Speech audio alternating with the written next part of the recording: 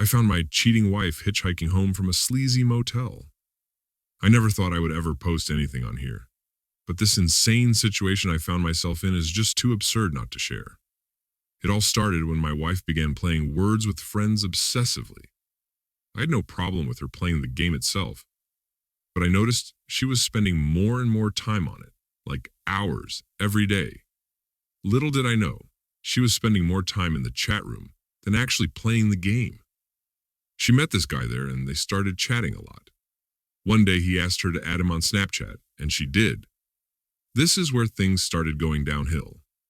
A quick side note, the guy's Snapchat name was something like Moneybags247. Are you kidding me? We are in our 30s.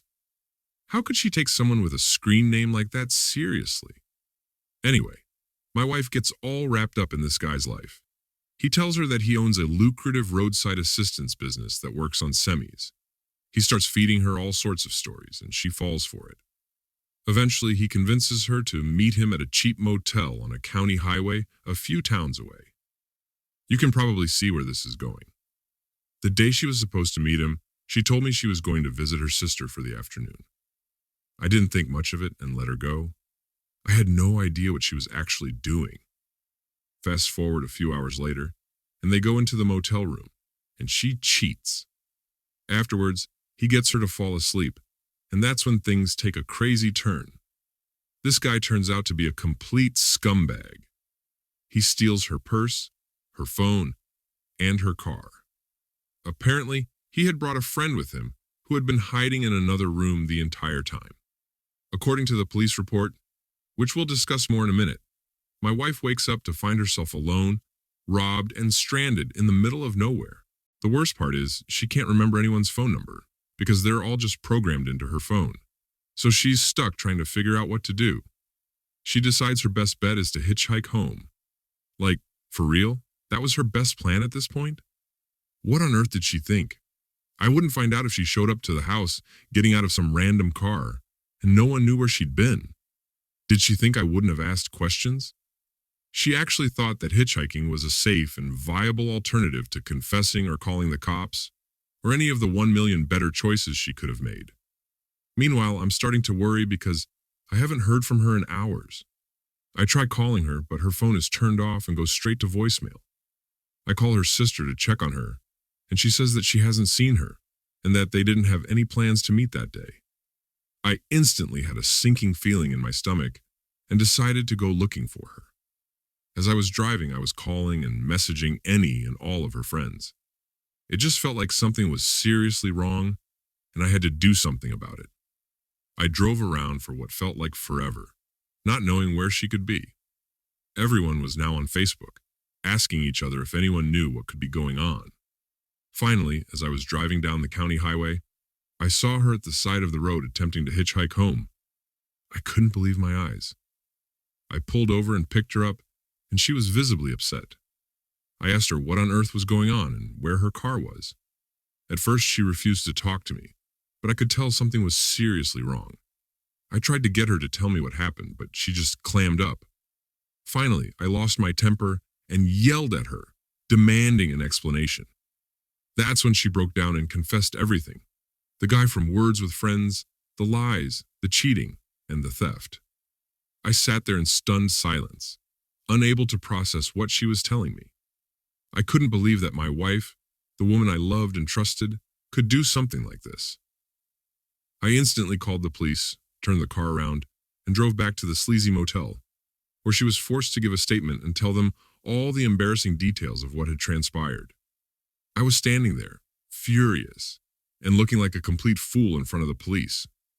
I felt like I was wearing a clown suit. The cops even made her officially identify the room and which of the 2 beds they had used, although it was obvious. It was a nightmare.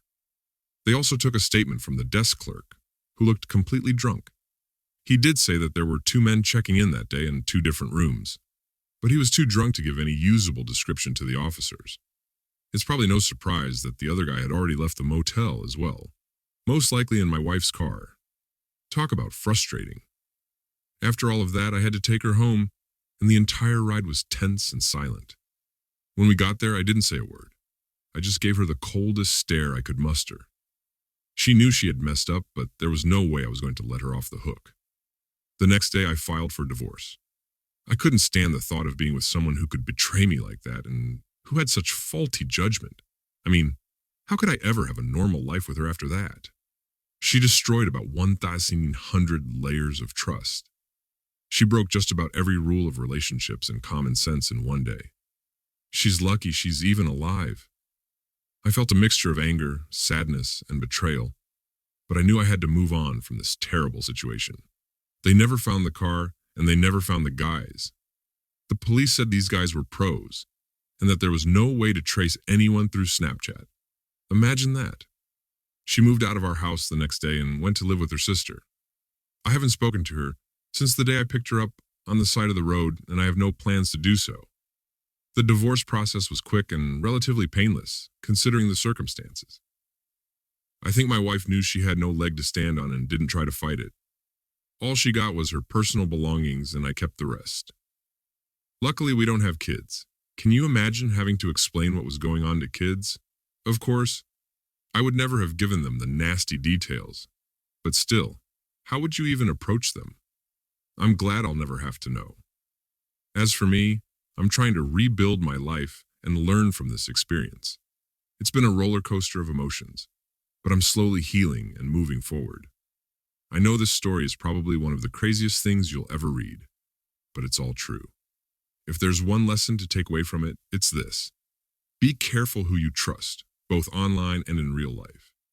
You never know who might be hiding behind a seemingly innocent game of words with friends. Anyway, I thought I would share this story with you all. I'm still in disbelief that something like this could happen, but I guess truth really is stranger than fiction. Thanks for reading my story, and I hope it serves as a cautionary tale for others out there. Stay safe, everyone, and take care of yourselves. That was insane. Why do you think she would even do something like that? What could she have possibly been thinking? Let us know your thoughts in the comments below. When you subscribe, be sure to click the notification bell. Click here for more Cheating Secrets podcast.